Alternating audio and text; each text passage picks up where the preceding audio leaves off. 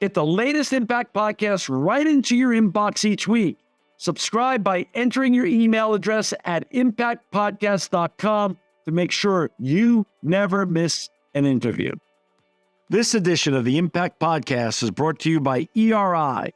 ERI has a mission to protect people, the planet, and your privacy, and is the largest fully integrated IT and electronics asset disposition provider and cybersecurity-focused hardware destruction company in the United States, and maybe even the world. For more information on how ERI can help your business properly dispose of outdated electronic hardware devices, please visit eridirect.com. This episode of the Impact Podcast is brought to you by Closed Loop Partners. Closed Loop Partners is a leading circular economy investor in the United States with an extensive network of Fortune 500 corporate investors, family offices, institutional investors, industry experts, and impact partners. Closed Loop's platform spans the arc of capital from venture capital to private equity, bridging gaps and fostering synergies to scale the circular economy. To find Closed Loop Partners, please go to www.closedlooppartners.com.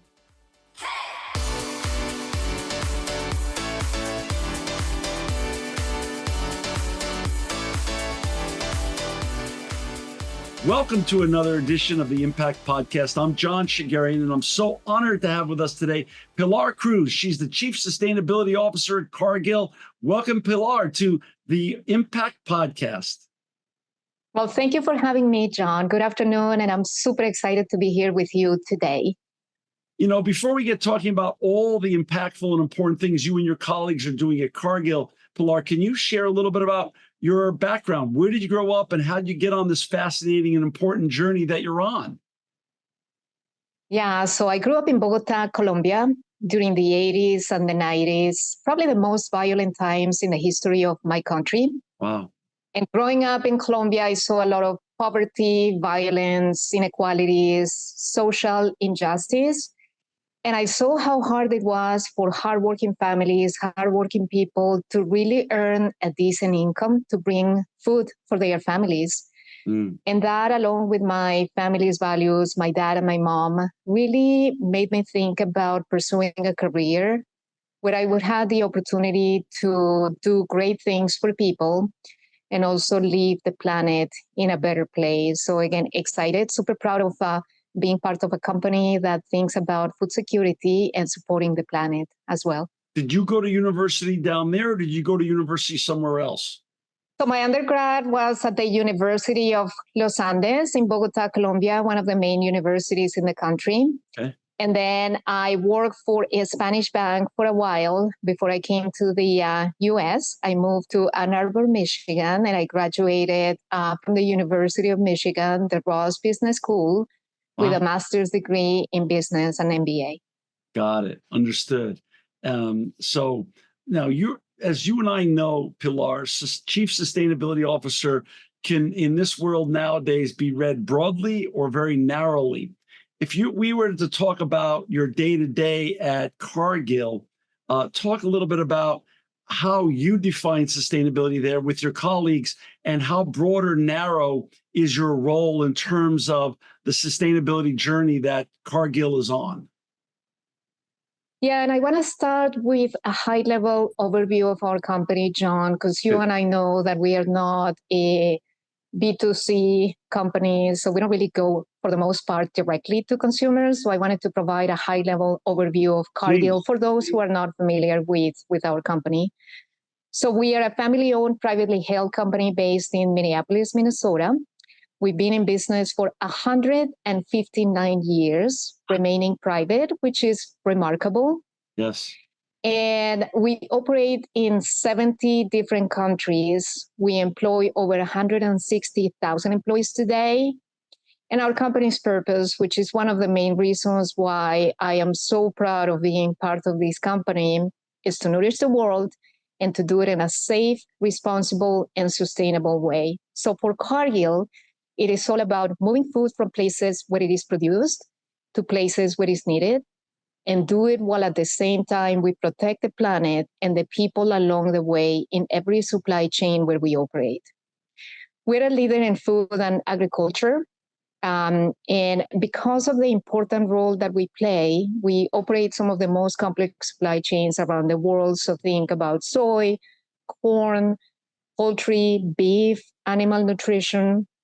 We really take an active role in participating and working with every stakeholder around the supply chain to make sure that, again, we provide food that is affordable, nutritious, and sustainable around the world.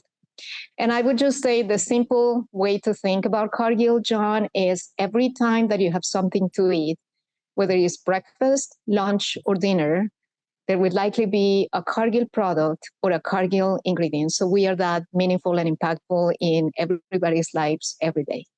That's incredible. So you do business with approximately 160,000 employees and over 70 countries.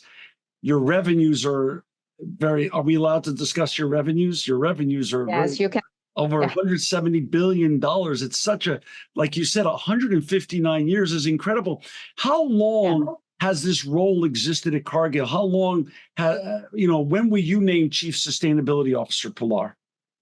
Yeah, so I think it is safe to say that sustainability has been part of our company's DNA for many, many years. Okay. Again, we are all about working with farmers, with customers, with suppliers to help them do more with less. And in the process of doing that, then we obviously think about protecting the planet, reducing greenhouse gas emissions, restoring water, natural resources, and improving farmers' livelihoods around the world. So my job was created as a dedicated Chief Sustainability Officer about 3 years ago. Wow. My entire career at Cargill has been leading businesses for the company, and I've led around the world as well. But I would say, again, 3 years ago, I served as Cargill's Chief Sustainability Officer and Head of Global Impact. So the corporate communications function reports to me, as well as corporate responsibility, which is all of the community work we have going on in the company, environmental and social sustainability, as well as ESG reporting, which is becoming a very important capability for Cargill, especially today. And we're going to get into that in a second. For our listeners and viewers, to find Pilar and her colleagues at Cargill and all the important, impactful work that they're doing, please go to www.cargill, Cargill.com, Cargill.com. Well, let's break it down a little bit. I mean, obviously, your role is very, very big role at Cargill, and Cargill is a very, as you pointed out, on a macro level, is a really important company when it comes to our food and supply chain around the world. Really, talk a little bit about innovation and how does Cargill engage with your customers to create innovation that then creates sustainable practices which benefit everybody? Yeah, so definitely working with our customers and our farmers is an important priority for our company. Because of the fact that we sit at the center of the food supply chain, we believe that working with farmers, supporting farmers around the world, is really critically important for us to increase food security, to increase food production, and to protect the planet. So we do not try to take a cookie cutter approach, John. We actually don't believe that we need to paint the whole world with one brush. But on the contrary, we take a local context-based approach. And what that means is that we partner very closely with customers and farmers.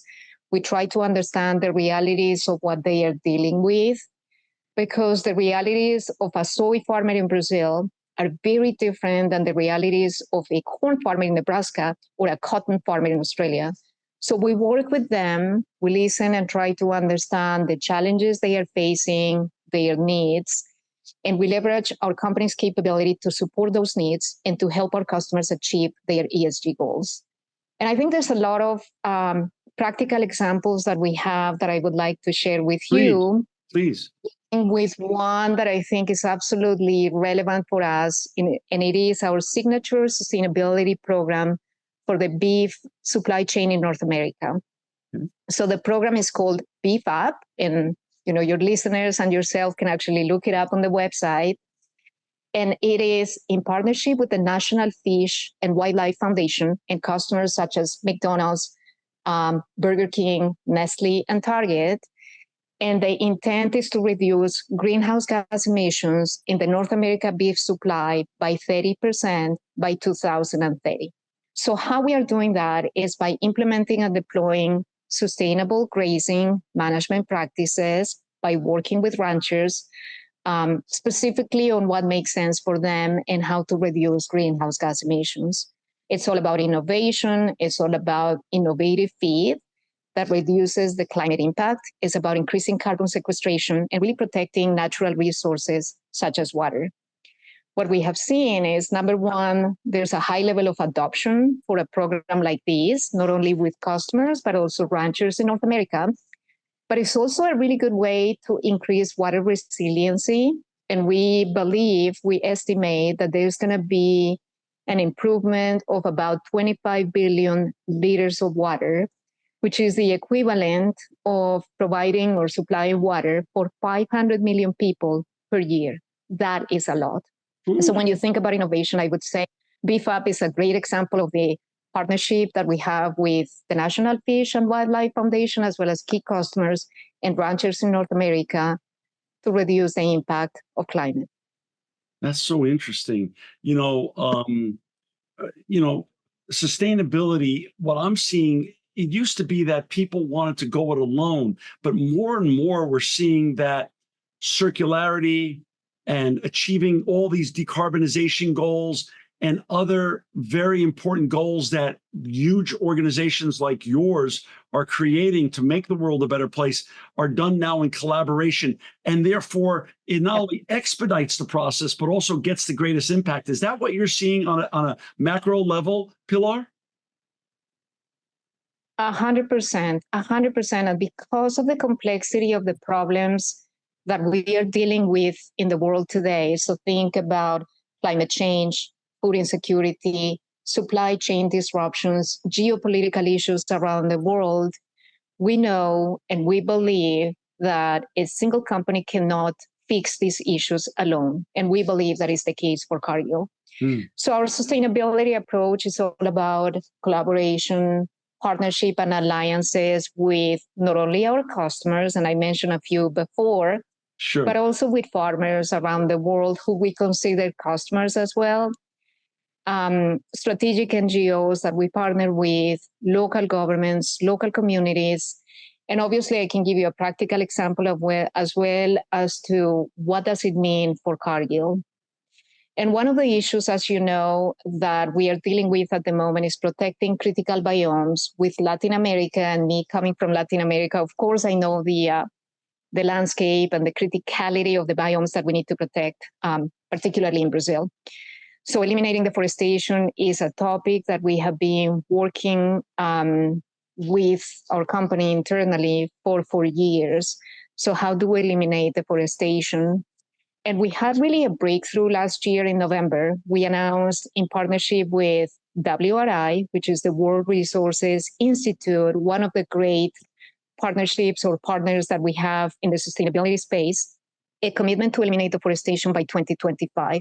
And that is a huge improvement from what we have seen historically, obviously, in our company.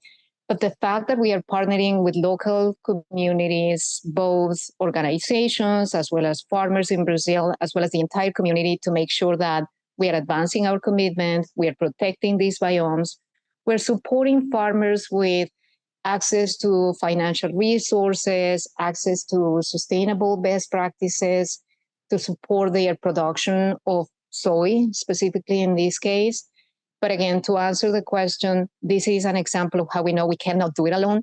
These challenges are so massive that partnering with WRI in this case, plus farmers in Brazil and local community organizations has proven to be effective for Cargill.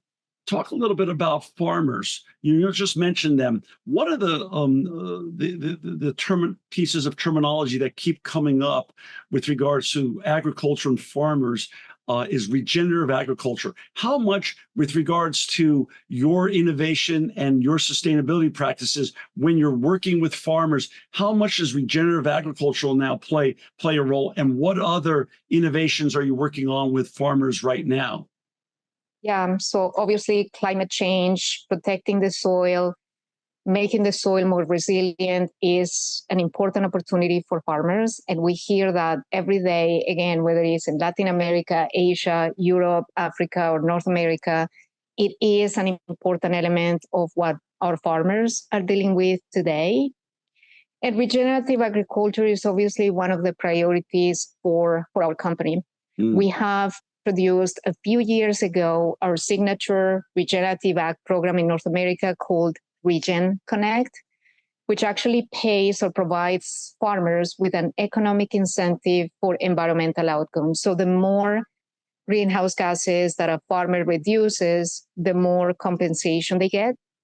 And farmers' adoption has been fantastic. Again, it is a really good program in terms of the regenerative agricultural practices that we are deploying, whether it is cover crops, no-till, or reduced-till in North America has been super effective. But again, to my point before, some of the farmers are dealing with different conditions, whether it's climate, soil, precipitation, the temperature they are dealing with. So we actually, working closely with farmers in Australia, introduced a similar program called Sustain Connect, but it's very, very specific for the farmer needs in Australia. So again, it demonstrates an example of how we believe that it takes a local context approach, working closely with our farmers, listening to their needs, and instead of really dictating and telling farmers what they need to do, is co-creating the solutions that make sense for them. That makes a lot of sense. For our listeners and viewers who've just joined us, we've got Pilar Cruz with us today. She's the Chief Sustainability Officer at Cargill. To find Pilar and her colleagues and all the impactful work they're doing in sustainability, please go to www.cargill.com. With regards to, you mentioned earlier, ESG. Talk a little bit about ESG. You tied it back to your youth and understanding and up close and personal, seeing the inequalities and inequities that can exist in any culture, in any society, and wanting to make the world a better place and a more equitable place was something that's part of your DNA. And as you point out, Pilar, Cargill has been acting sustainably as part of their DNA. And, way before they created a chief sustainability role. Explain a little bit about, when you take over and you're given a new role that's called Chief Sustainability Officer, it's almost that proverbial blank page, and it's easy to get lost and overwhelmed. How do you break down environmental, environmental issues that you need to attack? Obviously, that includes decarbonization and water issues, which you gave a great example of earlier. And now it also goes into this massive trend of the shift from the linear to circular economy. And there's also other trend of ESG and making the world a more equitable place. Talk a little bit about how you spend your days and in terms of juggling all those very important topics. And where are we now on the ESG journey with regards to what you do at Cargill? Yeah, there's a lot to unpack in there. That's a really great question, John. I know. Sorry for I'm just going to start by simply saying that for Cargill, sustainability is not a new initiative. It is not a new project. It is not the flavor of the month. When you go to an ice cream shop, there's always a flavor of the month, chocolate, vanilla, strawberry. It isn't like that. For us, we make it, we made a deliberate decision to ensure that sustainability is aligned with our company's purpose. And I mentioned that before, to nourish the world and to do it in a safe, responsible, and sustainable way. The word sustainability has been part of our purpose since the inception of our purpose. So it's nothing that we added now because it's important. It's the buzzword of the moment. Not the case. So we start with the fact that sustainability is part of our company's DNA. It is part of our company's purpose. And it is how we run our businesses and how we think about supporting our customers as well. So we begin by taking a very practical and pragmatical approach to sustainability. Our business leaders are fully aware of the criticality of sustainability. We partner with our customers to understand their needs. And we partner with our customers to ensure that we help them achieve their ESG goals, thinking about sustainability as a core capability that we have developed in our company. So it isn't me coming up with a new project or a new initiative. And also, I think it's important that the commitment from the top has truly made a huge difference in our company. My boss, the CEO of Cargill, Brian Sykes, is fully committed to sustainability. I report to Brian. I'm a member of the executive team, and together with my peers, we have conversations about investments that we are making, commitments and progress against our commitments, compliance, obviously, particularly as it relates to the CSRD, EUDR, CSDDD, or even the requirements around reporting in North America or any country around the world. So we really take a very comprehensive and integrated approach to sustainability, which is through the business leaders, through the company strategy, through the business unit strategy, and in a way that we are building this capability to support our customers. And I would say because of that, again, the conversations, even though they are challenging, they are a lot easier because all of us are fully aligned in terms of our company's intent related to our purpose, related to sustainability and supporting our customers. That's all. So I spend my time obviously making that very strong connection between how to run our businesses. And this is why I believe my commercial background has been very useful for our company. I don't have a sustainability background other than probably the last 5 years. But before that, I had the opportunity and the privilege to lead businesses for Cargill. And therefore, I would say we have a really very strong connection with the business leaders to advance our sustainability commitments, strategy, and practices as part of how we are running our company. And that has proven to be very effective for Cargill. Well, you make a great point. You come from a commercial background. You're not an environmental scientist or engineer or things of that such. 15, 16, 17 years ago, when I started this show, Pilar, when people heard the word sustainability, when the C-suite heard it, all they heard is it's going to take money to invest, and they thought it was dead money. That money's gone, and sustainability was going to be a cost. Talk a little bit about really, that's been turned on its head. Sustainability really means resilience. It really means, it can mean massive profit savings and all sorts of great benefits that accrue.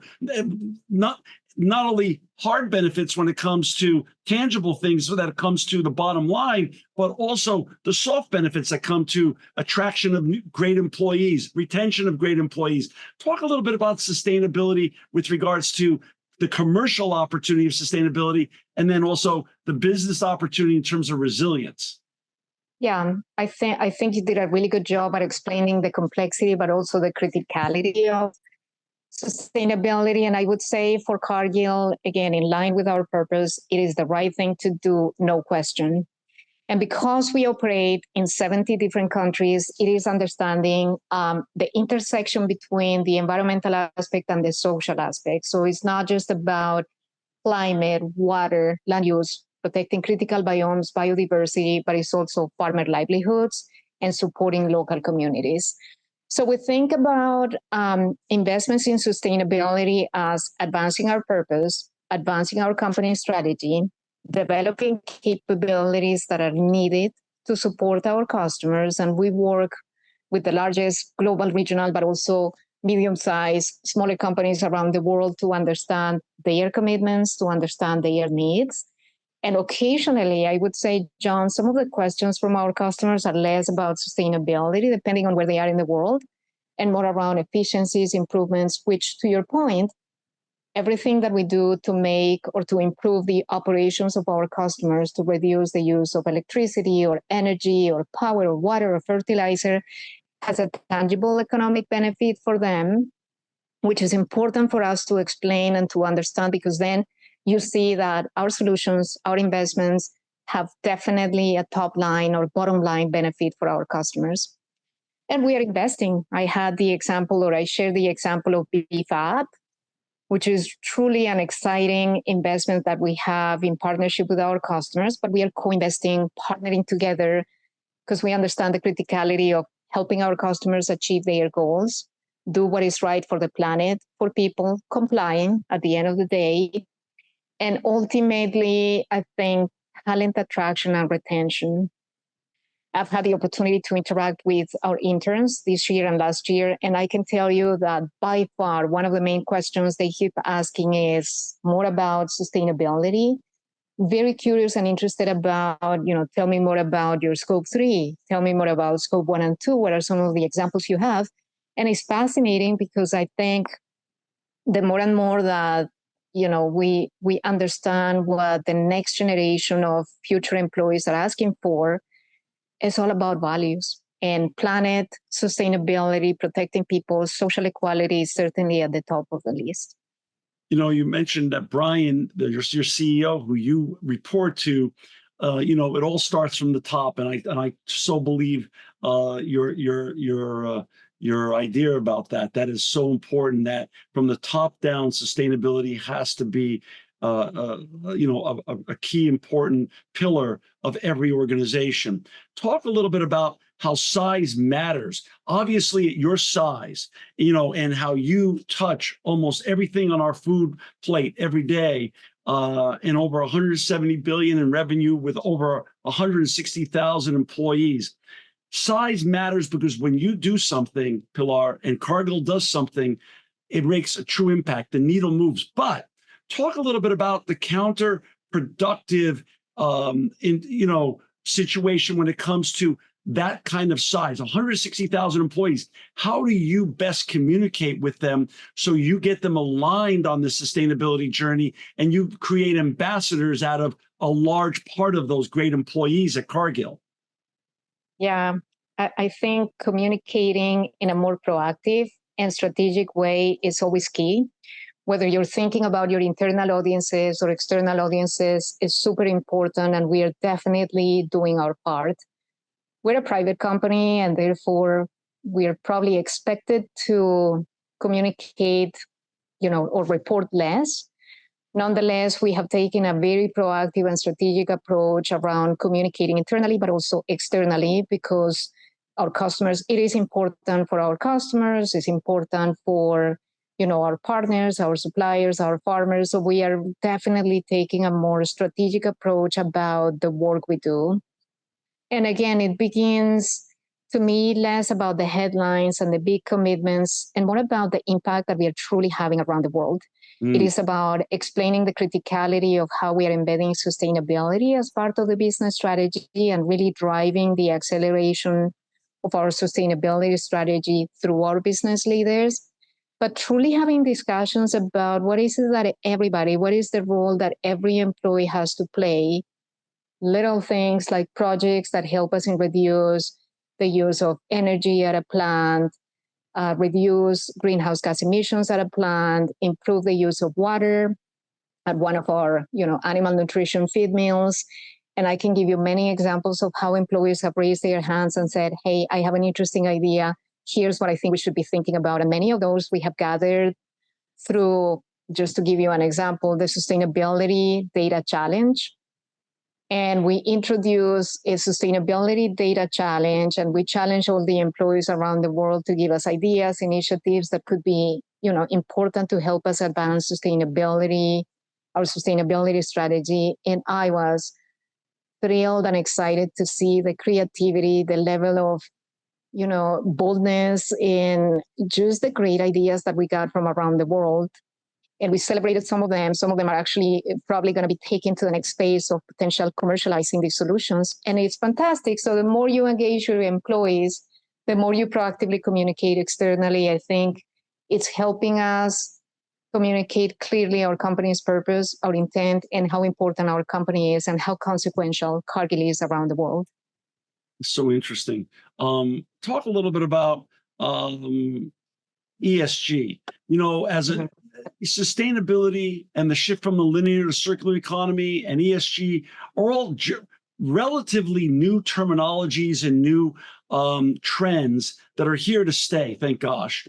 But with all new trends, there becomes a need for some form of regulation or guidelines. And obviously, Europe is creating their own set of guidelines. Gary Gensler and the SEC and other organizations in the United States are creating guidelines around these issues. And then in Asia and South America are as well. Talk a little bit about the patchwork quilt of guidelines, how difficult is that to navigate, and how can there be some harmonization of these to make it easier for great leaders like you to navigate these, so you could focus on, the main thing, which is the main thing, instead of having to worry about this whole disparate patchwork quilt of guidelines that seem to be being created around the world with not a lot of harmonization in mind.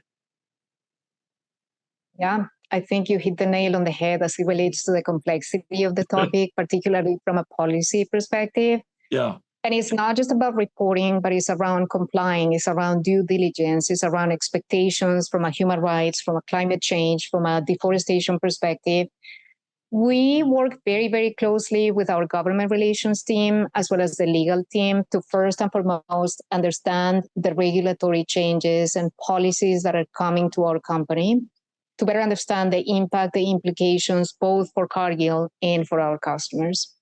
Once we do that, we have been building capabilities both for reporting, transparency, traceability, as well as complying with expectations of specifically the EUDR would be an example, together with the business leaders, because again, we are not dictating, we're working very, very closely with our business leaders to understand expectations, deadlines, and how to comply. But I would say this is a great example of how we are partnering with customers to better understand the complexity, the potential opportunity to harmonize to the extent that we can, but also potentially to leverage capabilities that can help us and our customers with reporting or due diligence. We still have a long ways to go. As you know, the deadlines, some of them are next year and the year after. But I would say it's one that we are taking with great responsibility. We definitely want to comply, and we'll continue partnering with government officials, with our GR, government relations team, and the legal team, as well as customers where appropriate, to tackle this one. The conversations are actually interesting, John. I think everybody's in the same place. So rather than sitting down in your own office, I think we're saying, let's sit down and collaborate to the extent that we can, where we can, and if we can. But again, excited with the fact that we are building these capabilities, and we feel confident that we'll support our customers with what is expected from a compliance perspective. Pilar, we can't open up any day the New York Times or Wall Street Journal or turn on CNBC or Bloomberg and all wonderful other business news outlets without hearing the terminology AI.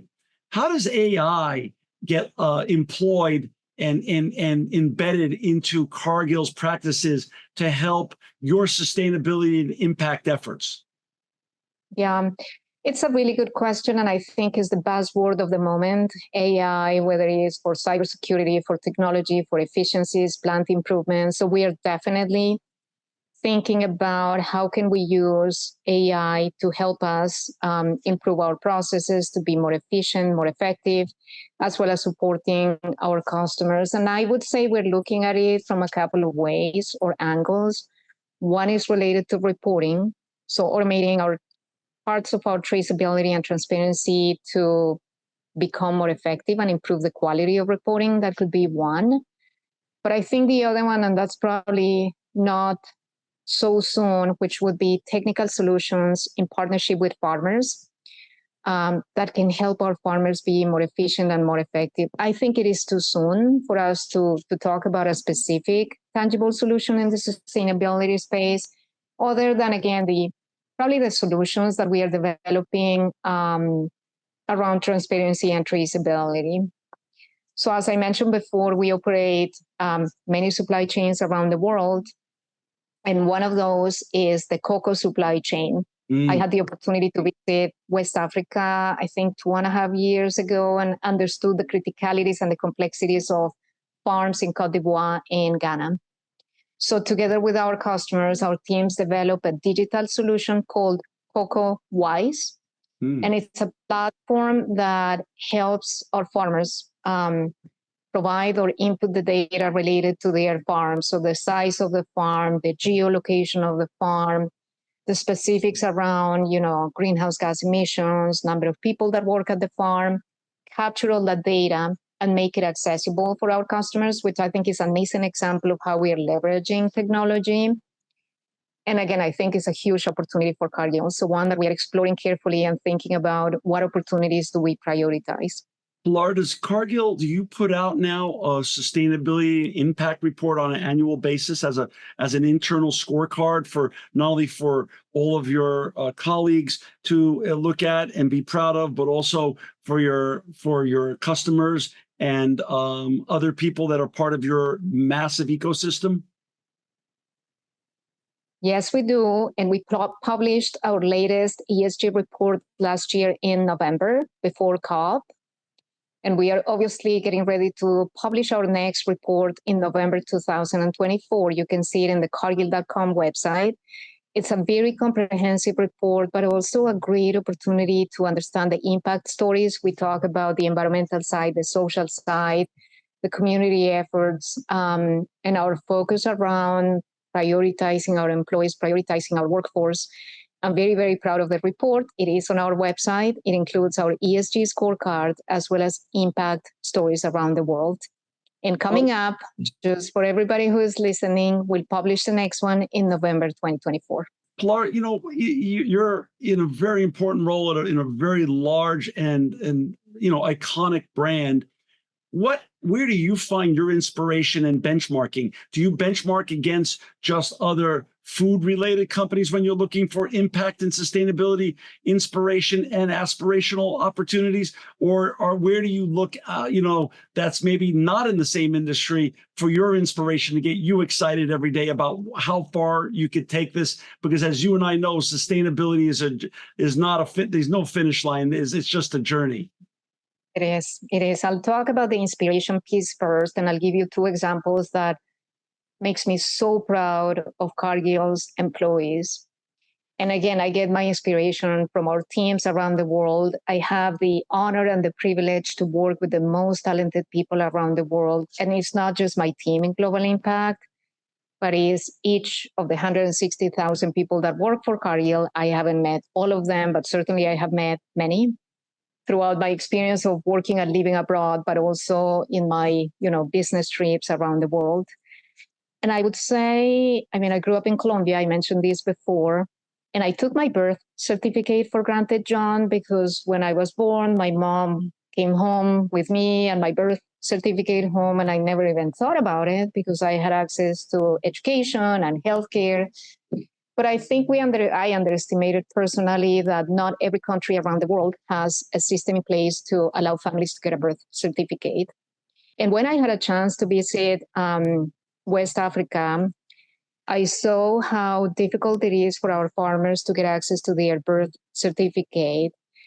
For one, the system isn't set up in a way that they have access to getting a birth certificate really quickly. And secondly, it becomes really expensive for a family to afford a birth certificate. So together with our employees in West Africa, partnering with local community organizations, we set up a system where we allow families to get a birth certificates for their children for free, which gives them an identity, access to education, access to school. And it makes me very proud because our teams didn't give up, didn't give in, and didn't say, well, okay, there's not a whole lot we can do, but they work really, really hard, the local Cargill teams in West Africa, to make it happen. So that's how I get my inspiration, just an example of little things that make a difference. Small steps really have a huge impact, especially knowing that to date we have granted over 40,000 birth certificates in West Africa, and that's a lot. That is huge. That's a lot. The other one I would say, it's innovation, and you asked the question before, but so we all know that greenhouse gas emissions within food, agriculture, and transportation account for about 30% of the total greenhouse gases in the world. Right. And so we focus a lot on agriculture and food. That's the primary industries, but we have an ocean transportation team that challenged themselves and started thinking outside of the box. So what is possible to reduce emissions or greenhouse gas emissions within ocean transportation? So we move a lot of food through vessels in the ocean. And in partnership with Mitsubishi Corporation, Yara, and Bar Technologies, our teams came up with a concept that many people said that is just not going to happen, that is impossible, that's not going to work. And today it is a reality. So our teams develop giant wind sails to put on our vessels, and we are talking about 150 feet high on vessels that harness the power of wind to move these vessels using the power of wind. And the first vessel, which is the Pyxis Ocean, and you can also Google it, you can find it online, actually move food around the world from China, Brazil into Europe. And I think that is a great example that truly inspires me and say, how can we raise the bar? How can we do more? How can we continue finding and identifying these great opportunities or these great partnerships that can help us in coming up with what many people thought was not possible? And that's my source of inspiration. I love it. Pilar, we're halfway through 2024. And so we have the rest of the year to go. And then, and when you look at what gets you excited right now about opportunities that you're working on with your colleagues at Cargill to create more impact and more resiliency at Cargill for you and for your customers and ecosystem of everyone you get to touch, what gets you most excited? What one or two most things what projects are you really excited about as we have another 6 months left in this year? So what gets me excited is, again, number one, the people that I get to work with. Number two, we are problem solvers. We love to think about this challenge of climate change, food insecurity, partnering with great organizations around the world and tackling these issues. But I would say I'm excited about the fact that we are gaining momentum, John, that we are finding solutions that have been accepted and supported by customers and farmers. And I'm feeling that we are advancing our sustainability strategy across the company. And because of the complexity and the size and how consequential our company is, I'm feeling that we are moving the needle in a positive way. And that is exciting. When you have customers calling you, when you have farmers calling you, when you have employees interested and excited about the future of our company, that makes me super excited. And I'm just privileged to be the CSO of Cargill and the head of Global Impact. It's an amazing company. It's a consequential company. It's a company that lives our values, family owned. And we are excited about what is possible in terms of increasing food security, supporting farmers, and really making a difference every day. I love your mission. Your purpose is to nourish the world in a safe, responsible, and sustainable way. Tremendous, tremendous.